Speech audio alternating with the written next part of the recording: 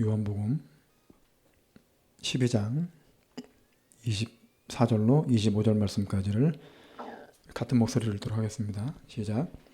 내가 진실로 진실로 너희에게 이르노니 한 알의 밀이 땅에 떨어져 죽지 아니하면 한 알 그대로 있고 죽으면 많은 열매를 맺느니라.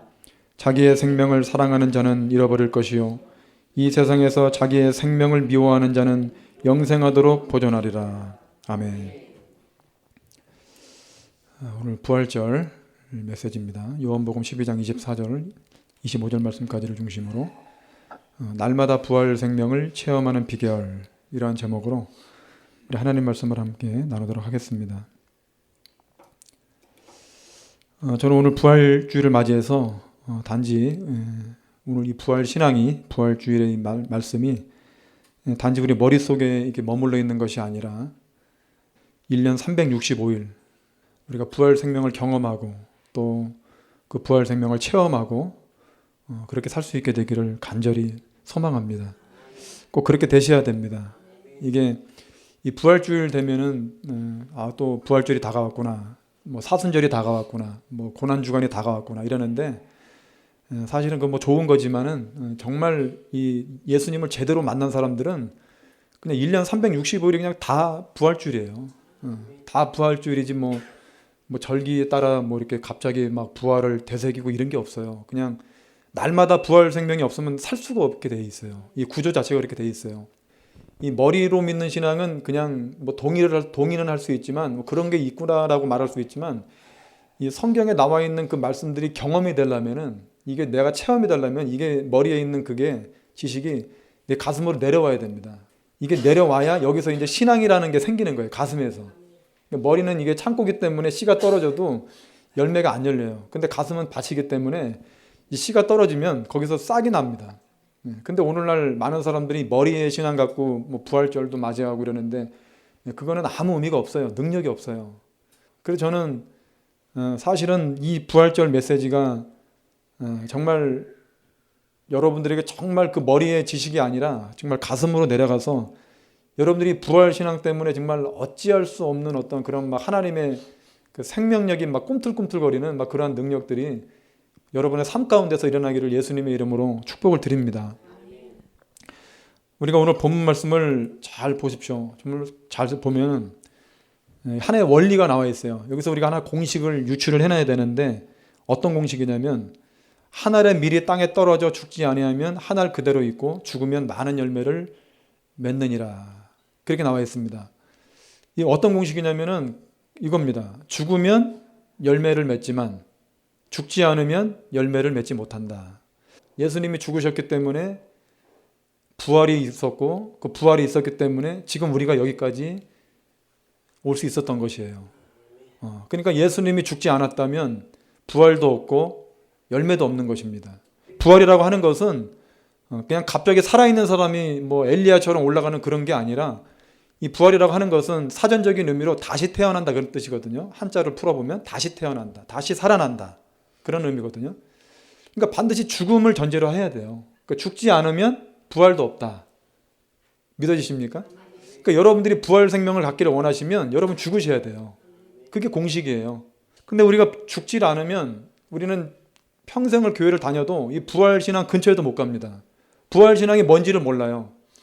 내가 예수님이 단순하게 우리는 부활을 말하면 예수님만 부활하셨다고 생각을 하는데 우리도 부활해야 됩니다. 우리도 부활해야만 우리가 천국 갈 수 있는 것이에요. 반드시 우리가 그 첫째 부활에 참여하는 자가 돼야 우리가 둘째 사망에 빠지지 않는 줄로 믿습니다. 이 공식을 잘 기억을 하셔야 돼요. 그 열매 맺는 비결이 죽느냐 죽지 않느냐에 달려있다. 만약에 예수님이 죽지 않았다면, 십자가에 못 박히지 않았다면 예수님의 부활도 기대할 수가 없는 것입니다. 예수님이 죽으셨기 때문에, 예수님이 우리 죄를, 우리의 저주를, 우리의 사망을, 우리의 그 지옥의 형벌을 예수님이 십자가상에서 오롯이 다 담으셨기 때문에, 온 인류의 죄를 다 담으셨기 때문에, 그리고 우리가 받아야 될 죄로 인한 정죄감, 우리가 받아야 될 죄로 인한 죄책감, 하나님과의 떨어짐, 그리고 영원한 불 속에 타들어가는 그 멸망, 단순하게 예수님이 뭐 채찍에 맞는 그런 고통이 아니라 우리가 받아야 되는 그 죄로 인한 저주를 예수님이 십자가에서 다 받으시고 죽으셨기 때문에 우리가 지금까지 살아있을 수 있는 것이고 우리가 예수의 생명을 가지고 우리가 천국에 가게 될 줄로 믿습니다. 죽어야만 된다는 거죠. 죽지 않으면 부활도 없다. 이게 공식입니다.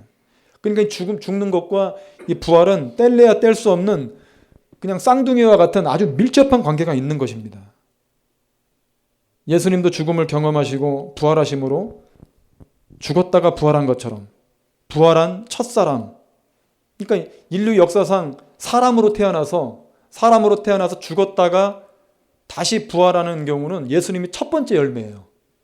고린도전서 15장 20절에 보니까 그러나 이제 그리스도께서 죽은 자 가운데서 다시 살아나사 잠자는 자들의 첫 열매가 되셨습니다.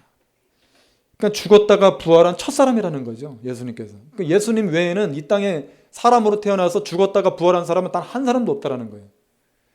그러니까 우리가 믿는 예수님은 그래서 지금도 살아계신 분이고 지금도 우리와 함께 하시고 우리가 정말 그분을 향해서 우리의 마음 문을 열면 그분은 날마다 우리 곁에 계시고 우리와 함께 계시고 우리가 외로울 때, 괴로울 때, 염려가 있을 때, 고통받을 때 우리가 그분을 초청하고 그분을 원하고 그분께 나아가기만 하면 그분은 부활하셨기 때문에 살아계시다는 증거잖아요, 이게. 근데 우리가 성도들이 신앙생활을 하면서도 예수님의 살아계심을 못 느낀다는 것은 참 이거는 안타까운 일이에요. 정말 이거는 고통스러운 일입니다. 마치 고아처럼 버려진 자처럼 혼자 외롭게 살 필요가 전혀 없어요.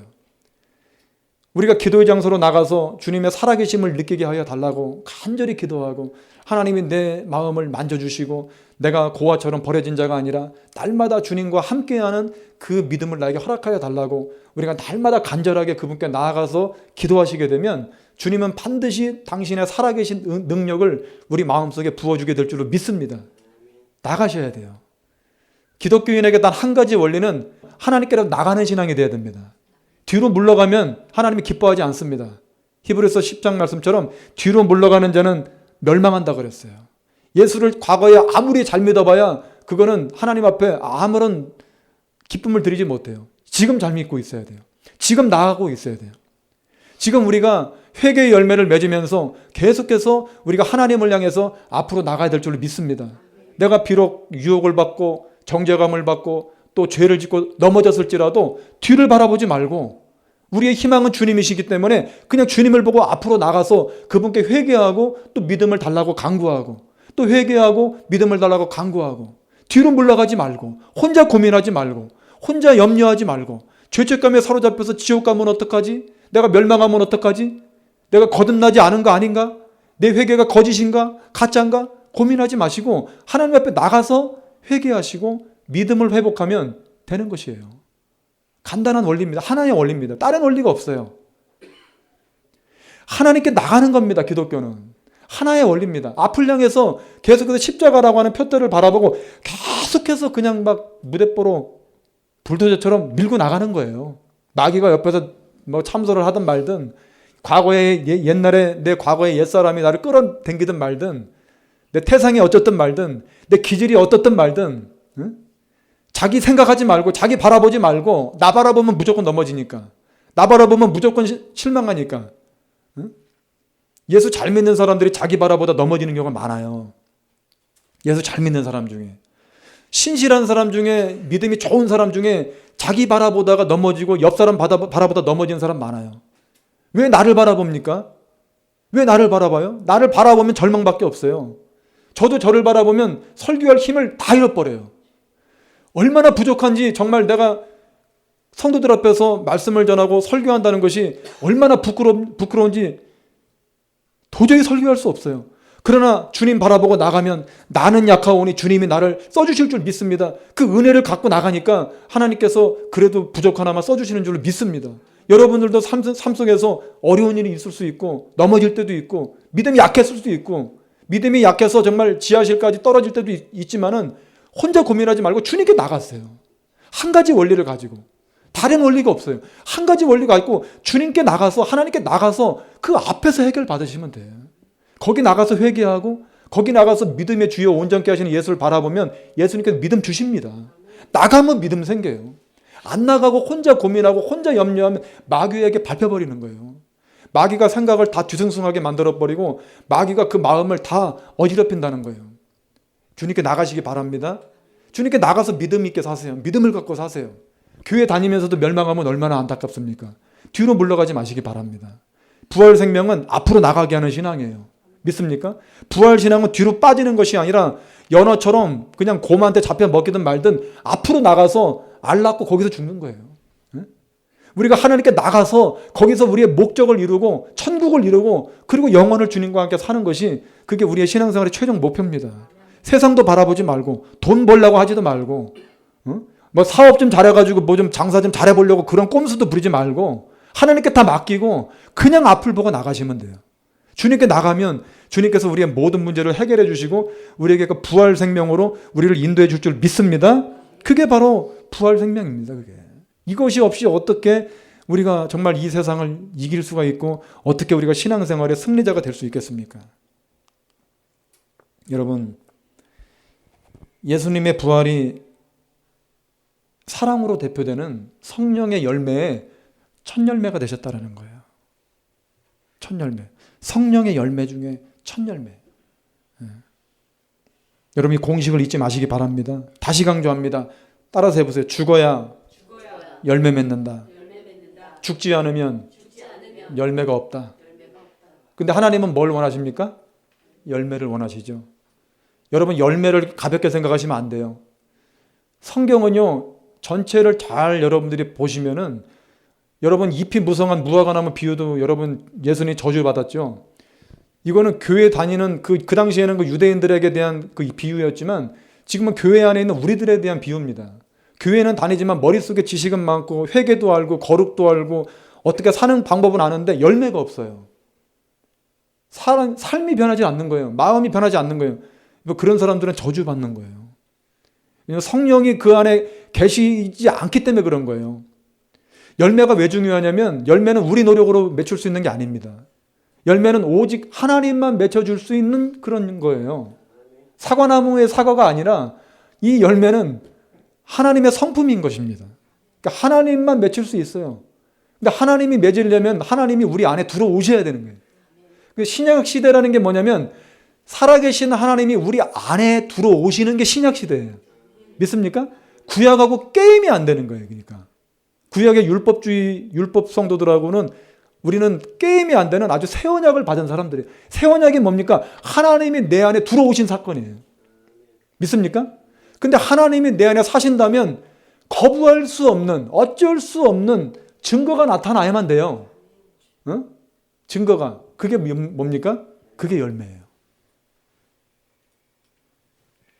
그러니 여러분들이 열매에 대해서 정말 오해하지 말아야 되는 것은 이 열매가 맺혀지느냐 안 맺혀지느냐는 굉장히 우리의 사활을 두고 중요합니다. 마태복음 3장 10절에도 분명히 말했지만 이미 도끼가 나무 뿌리에 놓였으니 좋은 열매를 맺지 아니하는 나무마다 찍혀 불에 던져지리라. 제가 이 말씀을 여러분들에게 참 여러 번 강조해서 드렸던 것 같아요. 여러분 여기서 좋은 열매를 맺지 아니하는 나무마다 찍힌다. 여러분 이 말의 뉘앙스가 절대 좋은 뉘앙스가 아닙니다. 그러니까 하나님은 우리에게 열매를 기대하세요. 그래서 우리가 정말 이 성령님께서 내 안에 계셔서 나와 함께 사시고 나를 인도하시고 나와 동행하신다는 증거가 열매로 나타나야 된다는 거죠. 열매.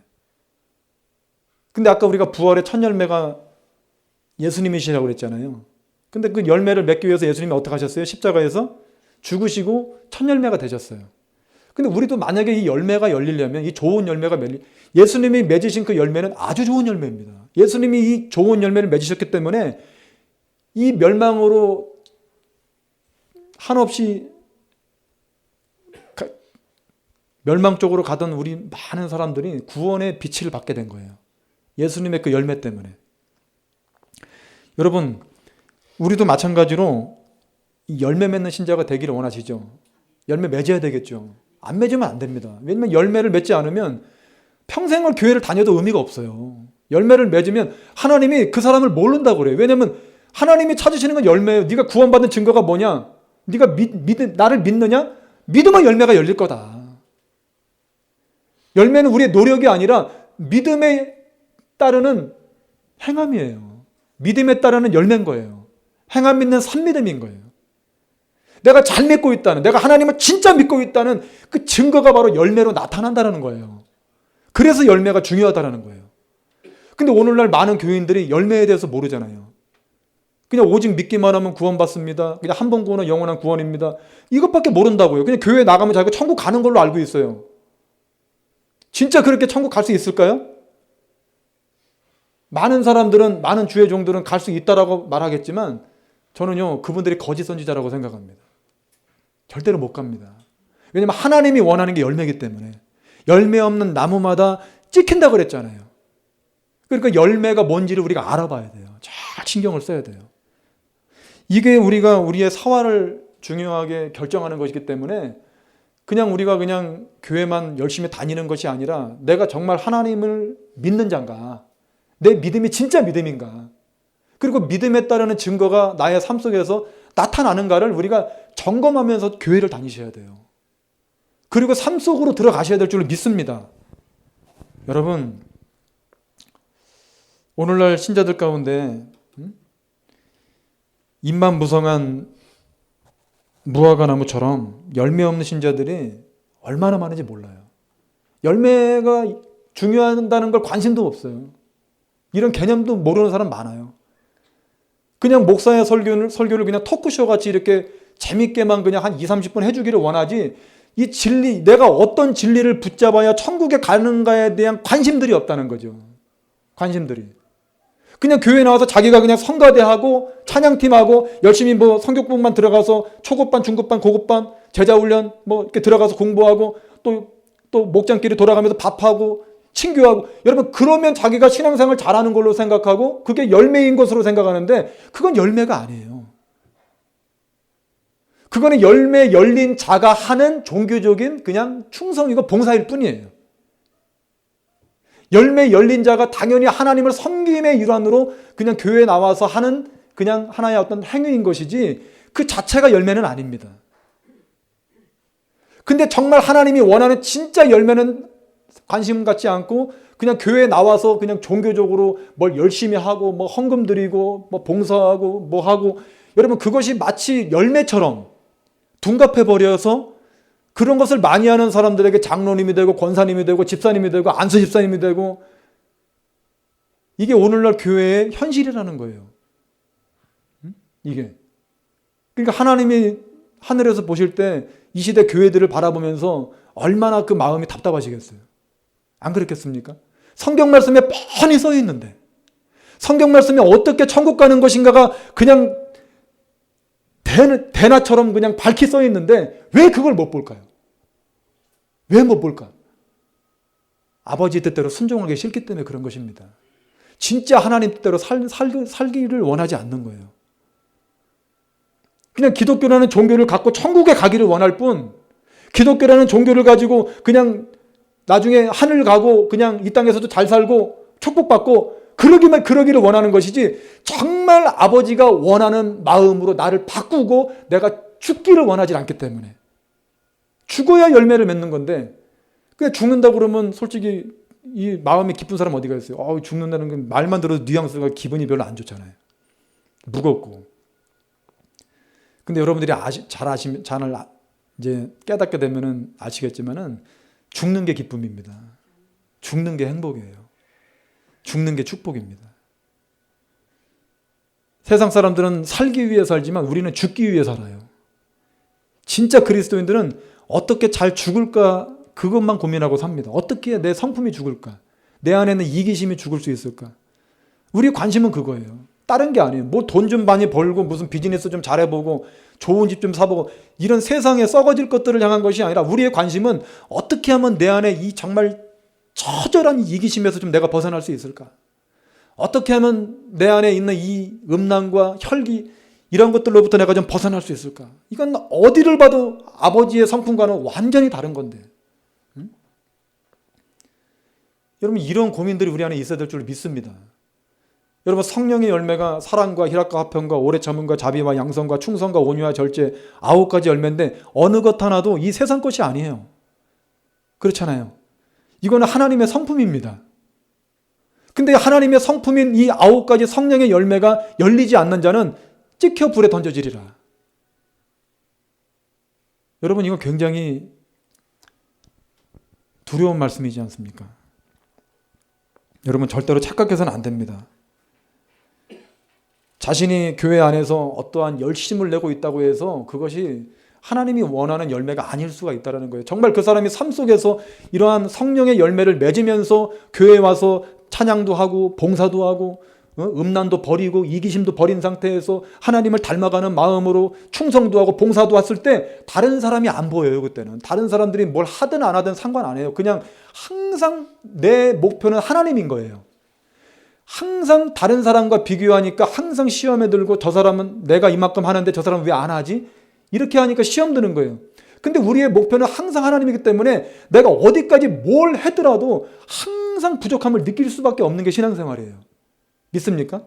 그래야 우리의 봉사가 중간에 힘을 잃어버리지 않아요. 끝까지 부활 생명으로 이끌고 나갈 수 있는 것은 내 안에가 하나님의 부활 생명, 그 생명이 날마다 나를 이끌고 내 안에 그 열매를 맺고자 하는 그 열정과 그 은혜가 날마다 부어지기 때문에 우리가 정말 그것을 목표로 해서 우리가 신앙생활에 박차를 가하고 앞으로 계속해서 하나님을 바라보고, 옆에 바라보면 열매를 못 맺어요.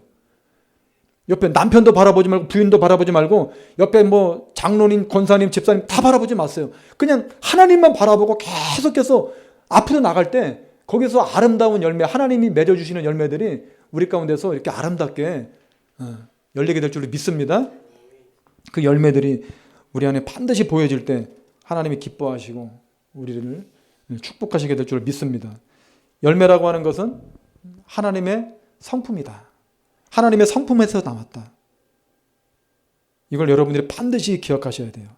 성경에서 열매 맺는다는 것은 하나님의 인격과 성품이 그들의 삶 속에서 맺혀지느냐, 이게 나타나느냐. 이 9가지 열매가 뭐 사랑 다음에 몇 달 지나서 뭐 희락이 또 열리고 또 몇 달 지나가고 자비가 열리고 또 한 뭐 1년 지나가고 이게 아니라 이 성령의 9가지 열매는요, 처음에 회개하고 진심으로 하나님 앞에 십자가 앞에서 딱 자기가 회개를 했을 때 그냥 9가지가 동시에 달려요. 이게 동시에.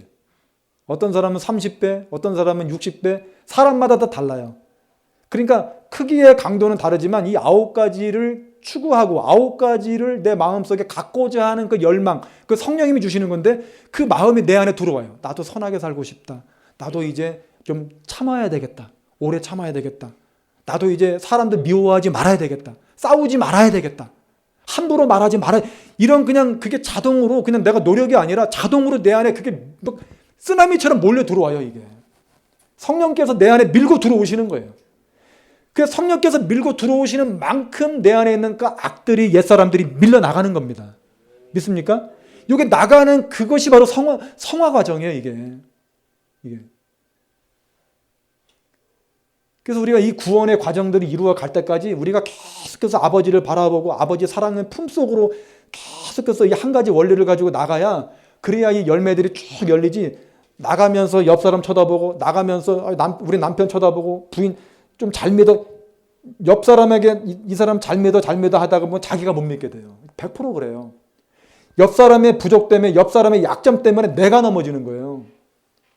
옆 사람의 문제를 이야기하면서 생각하면서 왜냐면 그거는 내가 그 사람보다 조금 낫다라는 거를 은근히 그거는 갖고 있다라는, 아주 이거는 참 나쁜 생각이기 때문에 이러한 생각들을 갖고 있으면요, 내가 믿음이 좋은 것 같지만 어느 순간 믿음이 역전돼 버립니다. 더 떨어져 버려요. 다른 사람 비판하다가 믿음이 지하실로 거꾸로지는 경우가 많아요. 우리의 비교할 대상은 오직 하나님이에요. 믿습니까? 우리가 하나님을 이길 수 있나요?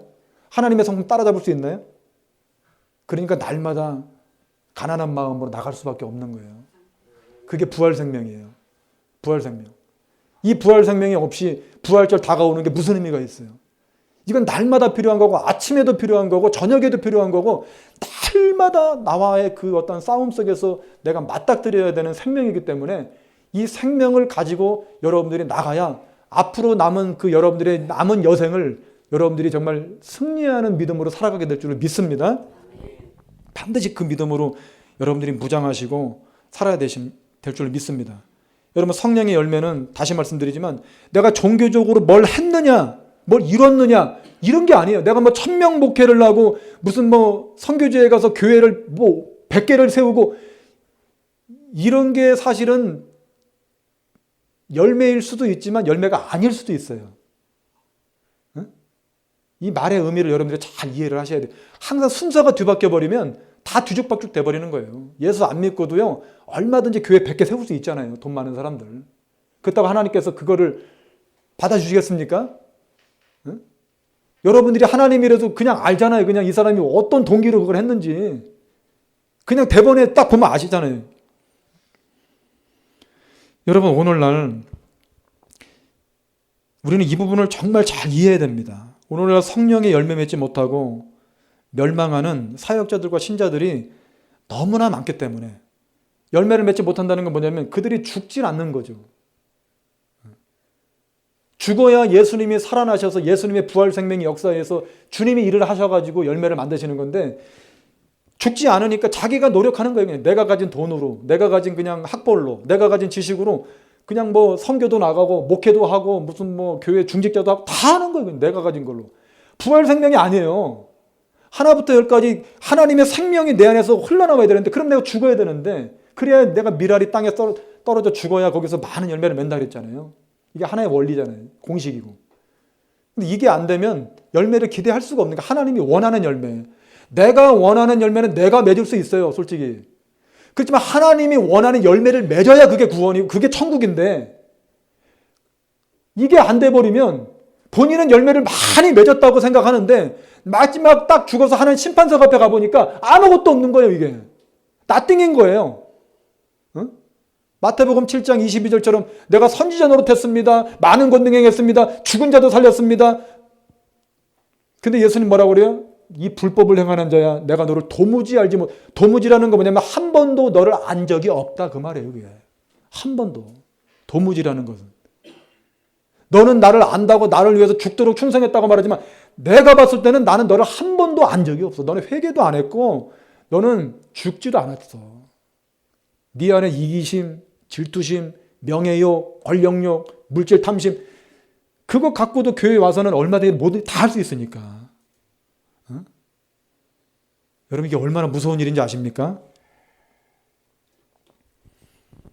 여러분 제가 이 드리는 지금 말씀을 뒷받침하는 제가 짧은 간증 하나를 소개를 해드리려고 하는데 김철기 선교사님이라고 아주 그 아마존 선교의 대부라고 하시는 분이 있어요. 우리나라에서 가장 이 부부가 다 두 분 다 선교사님이십니다. 두 분 다.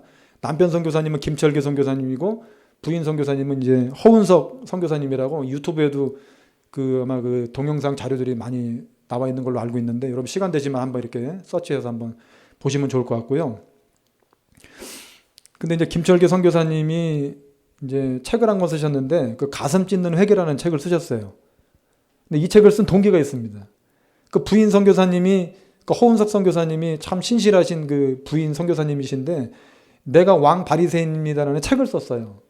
이분이 선교를 하면서 거기서 깨닫고 느낀 거를 자기가 선교를 하고 이제 이 책의 내용 제목 자체가 참 잘못 사역했다 그거죠. 잘못 알았다 내가. 평생 몇십 년을 사역했지만 내가 하나님께서 받으실 만한 그런 열매를 열리지 못했다. 그런 내용입니다. 그런 책을 쓰시고 이제 몇 년 전에 암으로 소천을 하셨는데 그 남편 되시는 분께서 가슴 찢는 회개라는 책을 내셨는데 그분이 한국이 배출한 가장 훌륭하고 헌신적이고 모범적인 선교사로 이렇게 정평이 나셨고 또 언더우드 선교 대상도 수상하셨고 그런 아주 훌륭한 선교사님이셨어요. 근데 그분이 가슴 찢는 회개라는 책을 쓰셨는데 그분이 이제 이런 말씀을 하셨죠. 아내인 그 허운석 선교사의 죽음을 통하여 자신이 진정 주님의 종이 아니라 종교적인 열심으로 일중독에 빠졌던 사람이라는 것을 그 선교 말년에 깨달으신 거예요. 이미 이분이 신학교도 세우고 교회도 막 많이 세우고 선교 업적은 어마어마합니다. 저는 가보진 않았지만 듣는 거로서 굉장히 아주 훌륭한 선교를 해내신 분인데 이분이 이 책에서 자기가 종교적인 열심으로 일중독에 빠졌던 사람이라는 것을 고백했다는 거예요. 자기 부인의 죽음을 통해서. 한번 들어보시기 바랍니다. 나는 사역을 진행할 때 가장 먼저 아내인 허은석 선교사가 도와주기를 바랐다. 그것도 아주 훌륭하게 흡족하게 잘해주기를 바랐다. 나도 선교사지만 너도 선교사다. 마땅히 너도 이만큼 해주어야 하지 않겠느냐 하는 마음이 있었던 것이다. 뿐만 아니라 주변의 사역자들에게도 내가 원하는 만큼 일해주기를 강요했다. 모두 나로 인해 힘들어했다. 나는 왜 그랬을까? 종교적 야망이었다. 나는 생명의 주님을 따른 것이 아니라 내 거룩한 야망을 따랐다. 그것이 야망일 뿐임을 알아차린 것은 아내가 내 곁을 떠난 뒤였다. 아내가 가쁜 숨을 몰아쉬며 이제 정말 마지막이라 생각했는지 그 고통 중에 남편이 나를 향해 큰 웃음을 지어 보이고는 혼수 상태에 들어갔다. 보조 침대에 누워 있다가 기계장치에서 숨이 멈추었다는 경고음이 울리는 것을 듣고 벌떡 일어나 여보 하며 아내를 다급하게 불렀다. 그 순간 내 머리를 때리는 순간이 있었다. 아내가 살아있을 때 그처럼 간절하고 사랑하는 마음으로 아내를 불러본 적이 있었는가? 충격이었다. 나는 아내를 진정으로 사랑한 적이 없구나. 단지 내 필요를 위해 아내를 이용했을 뿐이구나. 나를 위한 사랑만 했구나. 나의 위선이 적나라하게 까발려졌다. 나는 가장 가까이 있는 아내도 사랑하지 않으면서 인디오 형제들을 위하여 목숨을 바치겠다고 맹세했다. 나는 희대의 사기꾼이었다. 위선자 중에 위선자였다. 그렇게 마귀에게 속아서 수십 년을 살아왔음을 알았을 때는 이미 돌이킬 수 없는 강을 건넌 뒤였다. 나는 58세의 호라비가 되어 있었다. 아내인 허 선교사님의 죽음은 하늘 꼭대기에 있던 내가 낭떠러지 아래로 떨어지는 충격이었다. 충격은 장이 끊어지는 슬픔이 되었다. 그 슬픔은 나를 회개의 자리로 이끌었다. 회개의 자리는 내 인생 전체가 사기였음을 드러내는 자리였다. 허 선교사가 떠난 것은 내 인생에서 가장 큰 고통과 충격이었다. 그런데 주님은 그것을 뛰어넘는 탁월한 선물을 주셨다. 바로 주님과의 연합이었다. 내가 평생을 두고 소원했던 주님과의 영적인 연합을 선물로 주셨다. 모든 그리스도인들이 내가 그리스도와 함께 십자가에 못 박혔나니 그런즉 이제는 내가 사는 것이 아니요 오직 내 안에 그리스도께서 사시는 것이라. 이제 내가 육체 가운데 사는 것은 나를 사랑하사 나를 위하여 자기 자신을 버리신 하나님의 아들을 믿는 믿음 안에서 사는 것이라. 갈라디아 2장 20절 말씀이 삶에서 자연스럽게 이루어지기를 소원한다.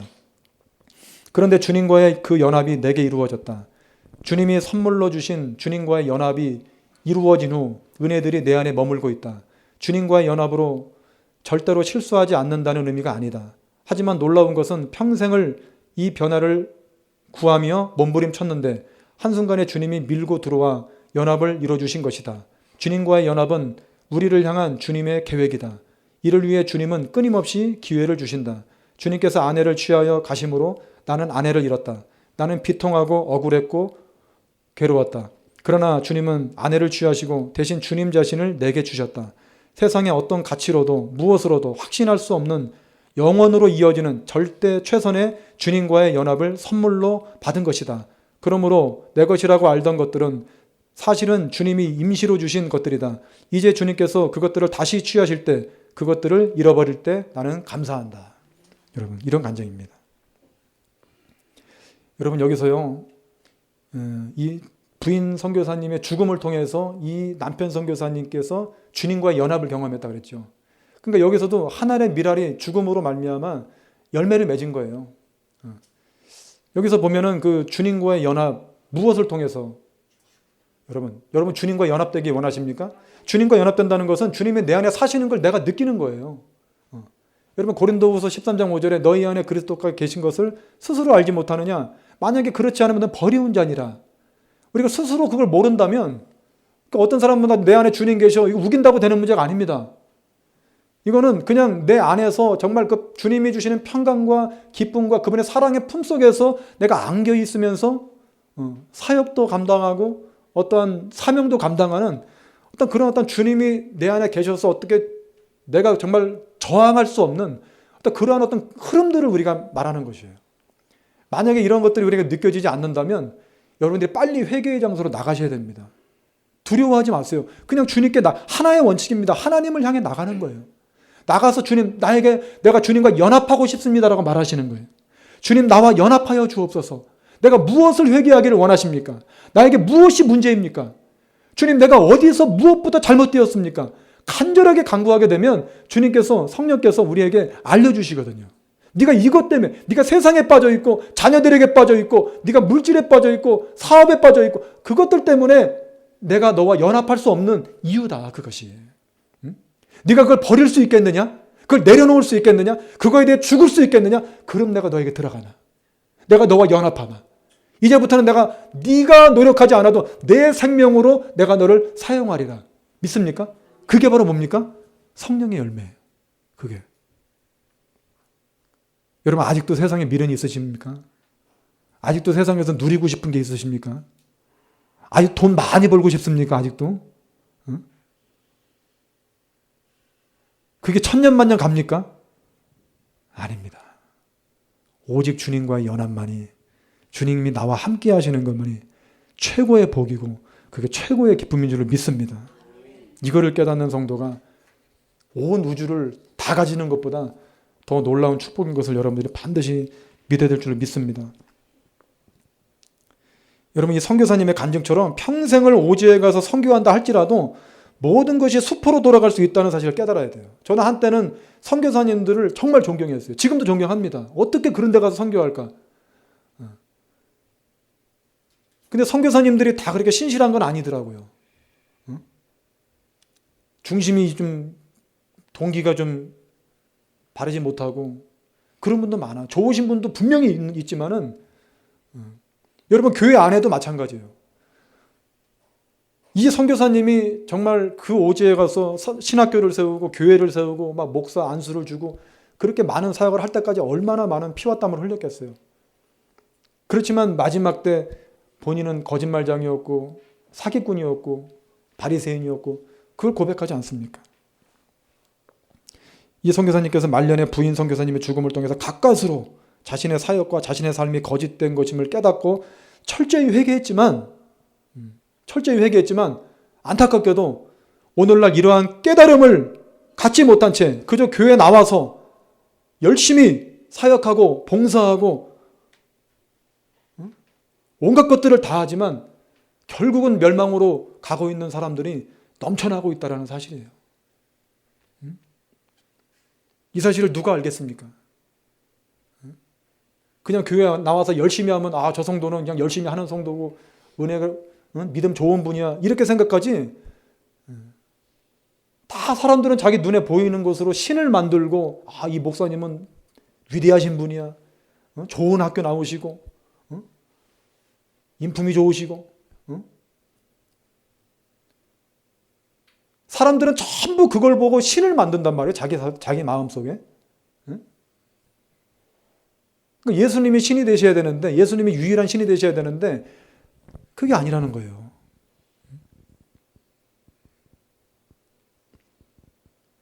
이거는 정말 너무너무 위험한 것입니다. 사역과 봉사 자체가 나쁘다는 것이 아니라 열매 없는 사역과 열매 없는 신앙생활, 열매 없는 선교나 열매 없는 모든 것들이 아무런 유익이 없다는 걸 저는 말씀을 드리는 거예요. 일단 구원 받고 나서 하나님과 연합이 돼서 그리고 나서 사역하고 봉사하고 선교하고 그걸 누가 뭐라고 하겠어요? 그건 다 상급인데. 근데 하나님이 정말 원하는 건 뭐냐? 선교가 아니라는 거예요. 하나님이 여러분들에게 정말 원하는 건 뭐냐? 구원입니다. 네가 먼저 구원 받아야 되지 않겠니?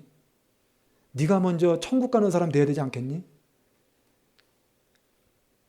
하나님은 그거를 원하시고 그것 때문에 죽으셨는데 우리는 하나님을 위해서 열심히 일만 한다면, 하나님을 향해서 계속해서 자기의 능력을 발휘하기만 한다면 어떻게 그 사람을 통해서 열매를 기대할 수 있겠어요? 많은 사람들이 교회 와서 충성하고 봉사하지만 집에 가서 포르노물 보고 있고 음란물에 탐독하여 있고, 이게 통계적으로 나와 있는데 거의 혀를 내두를 수준이에요. 교회 안에 있는 사람들 중에 음란물에 노출되고 청소년들의 거의 80-90%는 다 음란물을 본다는 통계가 있어요. 미국에. 교회 와서는 막 찬양하고 막 방언하고 막 하는데 집에 가면 음란물 중독에 걸린 애들이 80-90%가 넘는다는 거예요. 어른도 예외는 아닙니다. 그러면서도 내가 믿기 때문에 천국 갑니다. 나는 믿기 때문에 구원을 받습니다. 이러고 있다라는 거예요. 여러분, 그러니 이게 얼마나 안타까운 일이겠어요. 우리는 이 부활절을 맞이해서 우리는 죽는 데 신경을 써야 될 줄 믿습니다. 어떻게 하면 내가 예수님처럼 죽을까? 예수님도 죽어서야 드디어 부활하신 것처럼 나도 죽지 않으면, 신앙생활 전체가 죽지 않으면 되는 게 하나도 없더라고요. 제가 경험을 해보니까. 죽지 않으면 아무것도 할 수가 없어요. 뭐 사역이 크고 작고를 떠나서 죽어야 주님이 역사하신다는 것을 정말 수십 년을 통해 경험을 하는 거예요. 그냥. 앞으로는 어떻게 더 잘 죽을까? 어떻게 죽어서 주님이 나를 통해 역사하실 수 있을까? 오직 그것밖에 없는 거예요. 여러분도 그렇게 되시기 바랍니다. 그렇게 되셔야 됩니다. 그래야 우리의 믿음이 자라갈 수가 있고 장성한 분량까지 자라가지, 안 죽는 사람들은 자라가질 않아요. 여러분, 우리는요 정말 열매가 꼭 열리는 여러분 되셔야 될 줄 믿습니다. 자신에게 그 성령의 열매가 나타나는지 나타나지 않는지를요 날마다 점검을 하셔야 돼요. 나는 정말 오래 참고 있나? 나는 정말 하나님께 충성하고 있나? 충성할 마음이 있나? 내 마음은 화평한가? 내 마음은 기쁜가? 아니면 내 마음은 정죄감에 막 빠져있고 막 두려움에 빠져있고 막 지옥 갈까봐 두렵고, 여러분 그렇게 내 마음속에 막 어두움과 막 사탄의 막 공격들이 지금 막 확 나를 붙잡고 있다면 빨리 거기서 나오셔야 돼요. 빨리 하나님 사랑의 품 안에 나가서 한 가지 원리, 하나님께 나가서 거기서 회개하시고 믿음 얻고 정죄감 떨어뜨려 버리고 죄책감 떨궈 버리고 다시 그 사랑의 품에서 나오는 평강과 기쁨과, 그죠? 평강과 기쁨과 화평과 희락과 이런 것들을 막 채워 넣으셔야 될 줄 믿습니다. 오늘 이 순간 즉각되는 거예요. 이거는 즉각. 믿습니까? 계획 세울 필요 없이 그냥 오늘 말씀 들으면서 여러분 마음에 깨닫기만 해도 바로 마음이 바뀌어버리는 거예요. 바로 마귀가 그냥 떠나가 버리는 거예요. 마귀가. 내일 기도할게요. 아니요. 오늘 이 시간에 주여 내가 그렇게 되기 원합니다. 마음만 가져도 하나님의 성령께서 여러분의 마음을 지금 이 순간 바꿔주시는 거예요. 믿습니까? 이게 부활 생명이에요. 이게. 믿어지십니까? 이거 믿으셔야 돼요. 열매는 내 안에 하나님이신 성령님이 계시느냐 계시지 않느냐 여부를 알 수 있는 결정적인 증거이야. 이게 그냥 내가 뭐 예수님을 믿습니다 하면 어떤 분은 그래요. 제가 과거에 어떤 사모님에게 전도를, 이게 제가 복음을 진짜 깨닫고 나니까 목사님 사모님 중에 지옥 갈 분들이 많더라고요. 응? 상담에 오시는 사모님하고 한참 오랫동안 교제를 했었는데 너무 말씀을 많이 하시는 거예요. 자기가 막 이런 것도 하고 저런 것도 하고 막. 근데 제가 볼 때는 이분이 좀 위험하신 데가 많아요. 그래서 좀 몇 가지 얘기를 해드렸어요. 사모님 그게 아닙니다. 구원은 그게 아닙니다. 나중에는 막 화를 내시더라고요. 목사님 무슨 말씀 그렇게 하시? 나도 예수님을 인정한 내 안에, 예수님을 주로 시인하는데 내 안에 성령이 계신다고. 누가 뭐랍니까?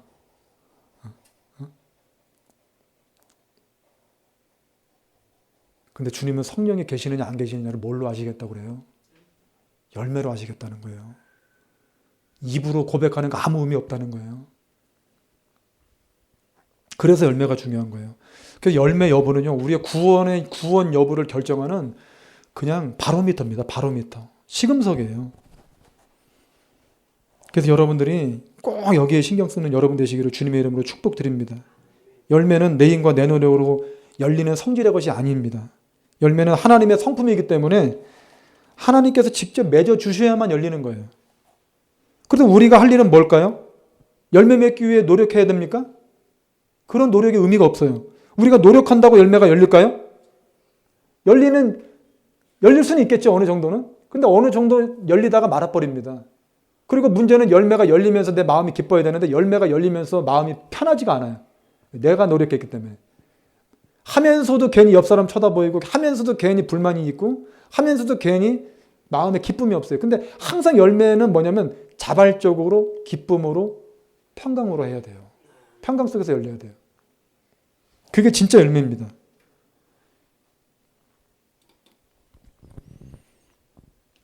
여러분, 우리가 해야 될 게 뭡니까? 우리가 해야 될 거는 죽는 거예요. 죽는 거. 단순합니다. 우리가 해야 될 거는 내가 어떻게 죽을 수 있을까만 연구하세요. 어? 내가 오늘 아침에 기도하면서 내가 뭘 죽을까? 내가 내 남편에 대해서, 아내에 대해서, 자녀에 대해서, 우리 성도님들에 대해서, 이웃 사람들에 대해서 내가 뭘 죽어야 될까? 이것만 연구하세요. 이것만 연구하면 여러분들이 그런 식으로 그렇게 연구하고 죽으면요. 그 나머지 뒷일은 다 주님이 해주시는 거예요. 주님이 역사하시는 거예요. 여러분 요한복음 오늘 본문 말씀 다시 한번 읽어봅니다. 12장 24절에 내가 진실로 얼마나 주님께서 다급하시고 진실하게 막 이걸 알려주고 싶으셨으면 이렇게 막 진실로 하시겠어요. 이 진실로 하는 것은 반드시 여러분들이 암기하시고 이걸 많이 묵상하셔야 됩니다. 너희에게 이르노니 한 알의 밀이 땅에 떨어져 죽지 아니하면 한 알 그대로 있고, 이게 멸망하는 자의 모습이에요. 한 알 그대로 있으면, 그냥 한 알 그대로 있으면 그냥 혼자 말라 죽어버려요. 근데 죽으면 많은 열매를 맺느니라. 왜 많은 열매를 맺느냐? 내가 맺을 수 없는 열매를 주님이 맺어주시는 거예요. 죽으면. 그게 부활 생명이거든요. 주님이 첫 열매가 되셔서 그거를 우리에게 확정을 해주시는 거예요. 주님이 나도 죽어가지고 부활 통해서 많은 열매를 맺은 것처럼 너희도 죽으면 자기 십자가를 지고 나를 따르면, 그게 죽으란 거잖아요. 나를 따르면 너희도 많은 열매를 맺게 될 것이다. 그렇다면 우리가 무엇에 대해 죽어야 될까요? 옛사람에 대해서 죽어야 되는데 여러분 이기심에 대해서 죽으려고 부단히 노력하십시오. 회개하십시오. 이기적으로 자기만 아는 거, 내 가족만 아는 거, 내 자식만 이뻐한 거, 나밖에 모르는 거, 이거 회개하셔야 돼요. 그게 죽어야 돼요. 자존심 때문에 삐치고 화나고 이런 거. 자존심. 다른 사람이 왼뺨 때리면 오른뺨도 돌려댈 수 있을 만큼 자존심이 완전히 그냥 완전히 이렇게 없어지셔야 돼. 혈기를 다 뽑아버리셔야 돼. 응? 그죠? 혈기도 죽어야 되고 음란도 죽어야 되고 시기하는 거, 질투하는 거. 여자분들이 좀 이거 많죠? 시기 질투하는 거, 다투는 거, 자랑하려고 하는 거, 미워하는 마음, 남을 판단하는 거, 남을 비판하고 정죄하는 거. 여러분 이러한 경험들, 우리가 지금 성화의 과정을 거쳐가면서 이거는 회개했지만 이런 것들이 다 나타나요. 사실은 회개했고 거듭났어도 이런 것이 다 사라지는 것이 아니라 항상 우리 안에 이것이 도사리고 있다가 어느 순간에 다 하나씩 튀어나와요. 믿습니까? 그랬을 때 여러분들이 그 순간 십자가 앞에 나가서, 하나님 앞에 나가서 한 가지 원리를 갖고 나가서 그걸 갖고 기도하셔야 돼요. 주님, 자존심 올라옵니다. 이기심 또 올라옵니다. 이 냉정한 마음 또 올라옵니다. 또 미워하는 마음 또 여러분 이걸 품고 계시면, 이걸 품고 있으면 그냥 바로 그게 죄가 돼버려요. 근데 품지 말고 하나님 앞에 나가서 그걸 죽이고 하나님의 능력을 받기를 원하면 그것이 죽음과 동시에 예수님의 부활 생명이 올라와서 여러분들의 마음이 회복이 됩니다. 아름답게. 회복되는 간증을 여러분들에게 지금 무엇이 어떻게 죽네, 구체적인 예 하나만 제가 여러분에게 또 하나 좀 소개를 해드릴까 합니다. 한 여집사님에 대한 간증인데요. 이거 잘 한번 들어보세요. 이거 재미도 있지만 도움도 많이 됩니다. 연탄을 도둑맞은 한 여집사님 이야기인데 제가 읽어드리겠습니다.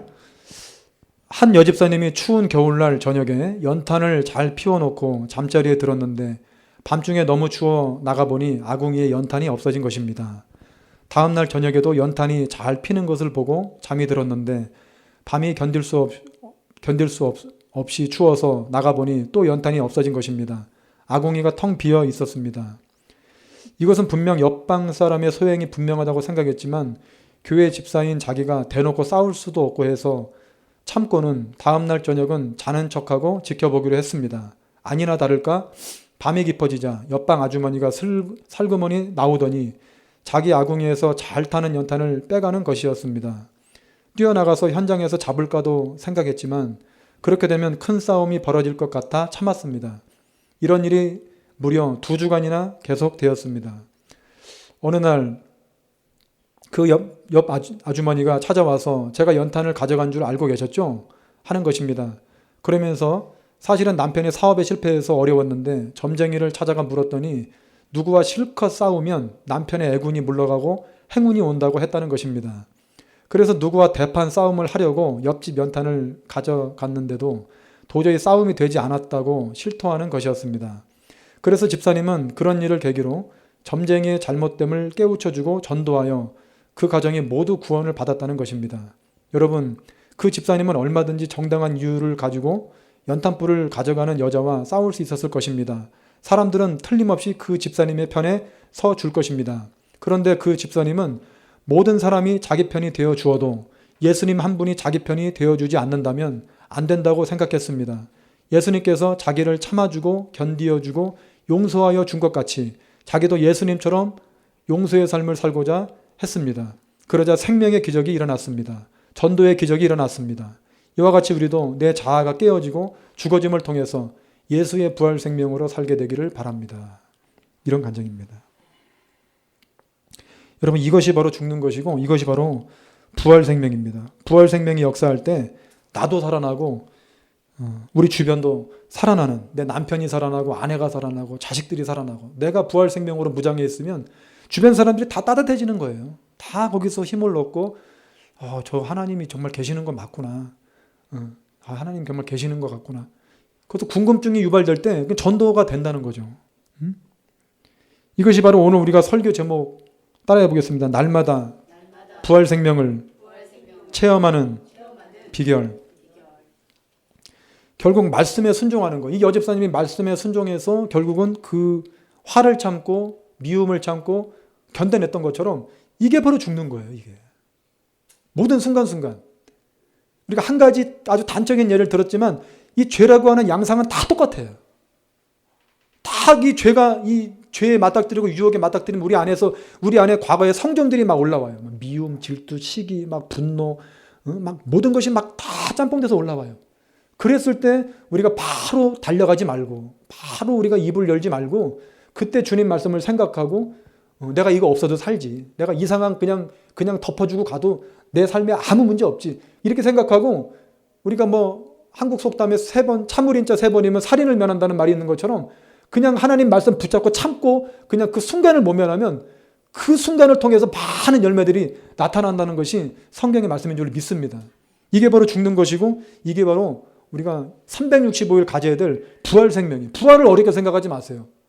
자기의 성품에 대해서, 이기심에 대해서, 자아에 대해서 날마다 죽는 거, 그게 바로 부활 생명이에요.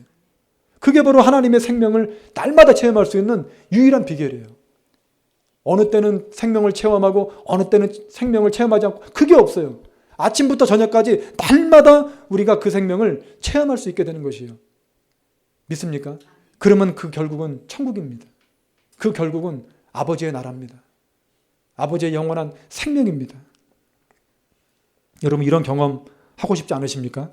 얼마든지 하실 수 있습니다. 오늘부터 가능합니다. 지금부터 가능합니다. 비결은 딱 하나입니다. 따라서 해보세요. 잘 죽자. 무엇이 죽을까? 따라서 해보세요. 무엇이 죽을까? 염려하자. 이런 염려는 하셔도 돼. 다른 염려는 절대 하지 마시고 어떻게 잘 죽을까? 이 염려는 하셔도 돼. 이건 하나님이 권장하는 염려니까.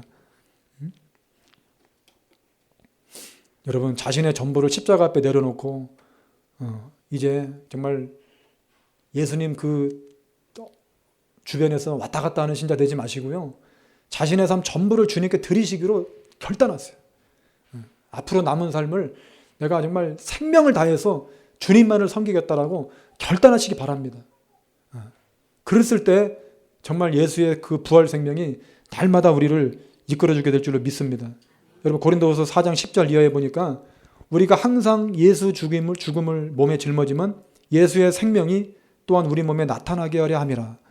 우리 살아있는 자가 항상 예수를 위하여 죽음에 넘겨짐은 예수의 생명이 또한 우리 죽을 육체에 나타나게 하려 함이라. 그런즉 사망은 우리 안에서 역사하고 생명은 너희 안에서 역사하느니라. 여러분, 우리가 예수의 생명이 나타나려면 우리가 죽어야 됩니다. 죽지 않으면 우리가 주님의 그 생명을 기대할 수가 없습니다. 마태복음 16장 24절 25절에도 누구든지 나를 따라오려거든 자기를 부인하고 자기 십자가를 지고 나를 따를 것이니라. 누구든지 제 목숨을 구원하고자 하면 얻을 것이요 잃을 것이요 누구든지 나를 위하여 제 목숨을 잃으면 찾으리라. 여러분, 예수님을 따라가는 게 제자인 줄로 믿습니다. 예수님을 따라가는 게 좁은 길인 줄로 믿습니다. 예수님 따라가다 보면 천국이 나오는 줄로 믿습니다. 그러려면 어떻게 된다? 그냥 따라가면 안 되고 반드시 뭘 해야 된다? 죽어야 된다. 자기 십자가 진다는 게 그냥 폼으로 지는 게 아니라 자동차 앞에다가 그냥 십자가 걸어온다고 되는 게 아니라 부적이 아닙니다. 십자가는요. 오늘 뭐 십자가 반지, 십자가 목걸이, 십자가 귀걸이, 뭐 십자가 무슨 온갖 것들을 다 만들어서 마치 부적처럼 뭐 애군을 몰아내는 것처럼, 여러분 그거 아닙니다. 십자가 진다는 것은 내가 실제적으로 내 안에 있는 죄성들을 죽이는 것과 관련이 있어요. 내 성품을 죽이는 것과 관련이 있는 거예요. 그래서 죽은 만큼 예수님의 생명이 역사하고, 죽은 만큼 하나님의 평강이 임하고, 죽은 만큼 그게 내 믿음이고, 죽은 만큼 그게 내 열매인 거예요. 그게 상급이고. 그리고 죽어야 구원받고, 죽어야 천국 가고, 거기서 진짜 믿음이 생성되고. 여러분, 예수님은 부활의 기적, 생명의 기적을 보이시기 전에 먼저 십자가의 고난과 죽음을 선택하셨습니다. 여러분, 죽음과 부활은 늘 함께 오는 것입니다. 죽음은 고난입니다. 그러나 부활은 축복입니다. 한번 따라서 해보세요. 죽음은 고난이지만 부활은 축복이다. 이 둘은 마치 하나의 공식처럼 늘 따라다니는 거예요. 그냥 우리가 승리도 반드시 싸움을 통한 승리가 있는 것이지 그냥 무조건 승리는 없어요. 우리가 마음의 평강도 싸움 속에서 승리하고 이겼을 때 정말 하늘이 주는 평강이 내 마음속에 임하는 것이지, 그러한 싸움이 없이 평강이 임하지는 않습니다. 고난 없는 축복은 없다는 것이에요. 죽음 없는 열매도 없다는 것입니다. 열매를 맺고 싶으십니까? 열매 맺는 삶을 살고 싶으십니까? 그러면 여러분 죽으셔야 됩니다. 근데 오늘날 너무나 많은 사람들이, 신자들이, 목사님들이, 선교사님들이, 사역자들이 자신은 죽지 않고 열매를 만들어 내려고 노력을 합니다. 결론입니다. 열매를 만들어 내려고 노력을 합니다.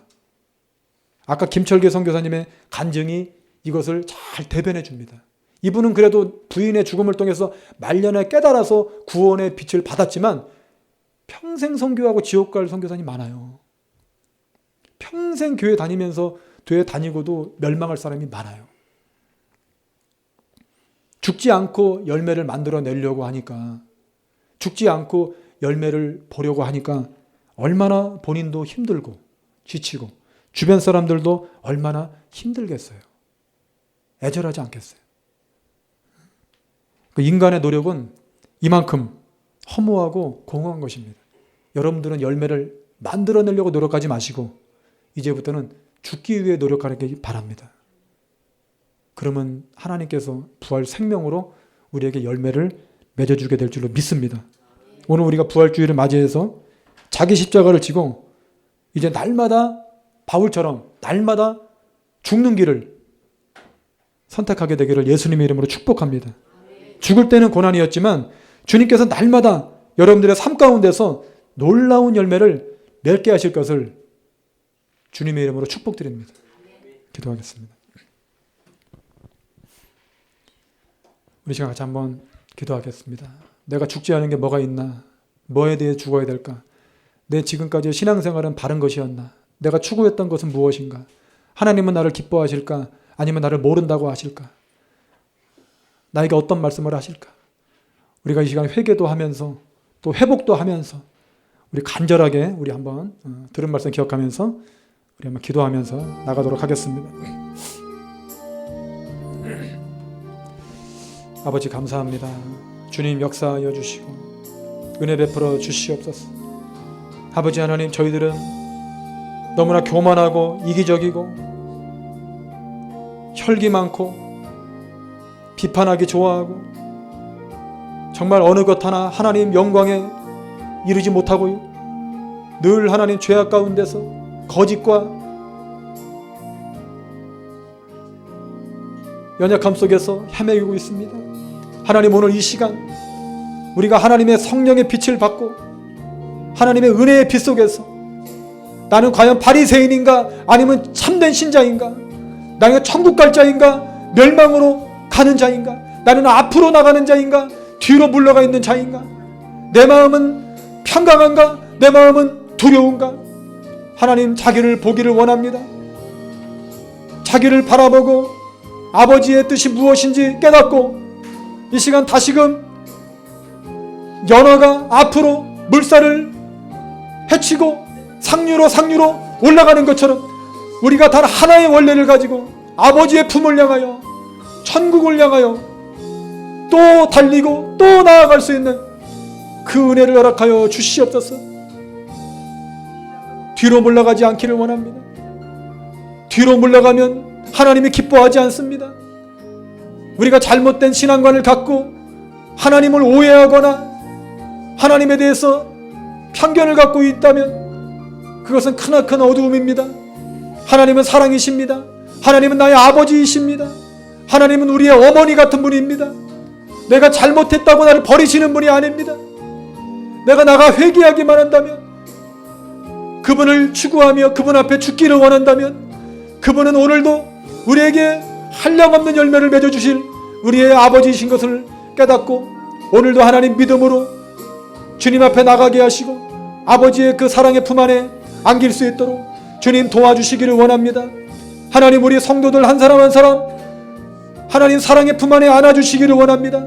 저들의 믿음이 없어서 고통받고 있습니까? 저들의 마음이 정죄감 때문에 고난받고 있습니까? 하나님을 두려워하고 있습니까? 하나님, 전부 그들의 마음속에는 어두움들을 걷어주시고 하나님의 성품, 하나님의 그 사랑의 능력으로 그들을 품어주시고 인도하여 주시옵소서. 사랑하는 아들아, 사랑하는 내 딸아, 내가 너를 사랑한다. 네가 나에게 오기를 내가 얼마나 기다리고 있는 줄 아느냐? 지금 오면 된다. 지금 돌아오면 내가 너를 맞이할 것이다. 내가 너를 안아줄 것이다. 네가 죄를 짓고 넘어졌어도, 네가 유혹 가운데 있어도, 네 믿음이 없어서 신앙생활에 아무런 힘이 없어도 내가 너를 안아줄 것이다. 인도하여 줄 것이다. 아버지, 감사합니다. 하나님 사랑이 오늘도 우리를 강권하게 함을 진심으로 감사를 드립니다. 하나님 사랑 깨닫지 못하고 억지로 할 수 없습니다. 의무적으로 할 수 없습니다. 인간이 무엇을 내서 구원을 받을 수 있겠습니까? 하나님의 능력이 아니고는, 아버지의 찾아오심이 아니고는, 아버지의 나타난 사랑을 받지 않고는 우리가 아무것도 할 수가 없습니다. 하나님은 구원을 만드실 때, 하나님은 구원을 계획하셨을 때 어떻게 하면 내가 저 죄짓고 나를 떠난 저들을 내게로 인도할 수 있을까? 어떻게 하면 저들의 마음을 달래서 구원을 보여줄 수 있을까? 저들에게 순종을 강요할 수 있을까? 저들에게 헌금을 요구할 수 있을까? 하나님은 그것이 아니라 어떻게 하면 내가 저들에게 사랑을 보여줄 수 있을까? 어떻게 하면 저들은 내가 자기들을 심판한다고 생각하겠지만 어떻게 하면 내가 그들을 사랑하는 것을 보여줄 수 있을까? 그것이 바로 예수님의 십자가로 나타났고, 하나님께서 우리를 향한 변치 않는 사랑이 십자가에 보여졌습니다. 하나님, 그 사랑 받고 그 사랑 의지해서 이제 율법적인 노력을 멈춥니다. 이제 의무적인 순종을 멈춥니다. 그 사랑에 감동하고 그 사랑에 탐복해서 이제 우리의 남은 삶을 빚진 자의 심령으로 아버지 영광만을 위해서 살아도 죽어도 먹어도 주님의 영광만을 위해서 살아갈 수 있는 저희들 다 될 수 있도록 인도하여 주시옵소서. 이제 무엇보다도 어떻게 하면 죽을 수 있을까를 연구하게 하시고 고민하게 하시고 기도하게 하시고 헛된 것을 추구하지 말고 하나님 나라의 영광을 위해서, 우리의 영생을 위해서 나아가는 귀한 자녀들 다 될 수 있도록 주님 축복하여 주시옵소서. 모든 영광 주님께 올려드리오며 예수님 귀하신 이름으로 간절히 기도드리옵나이다. 아멘.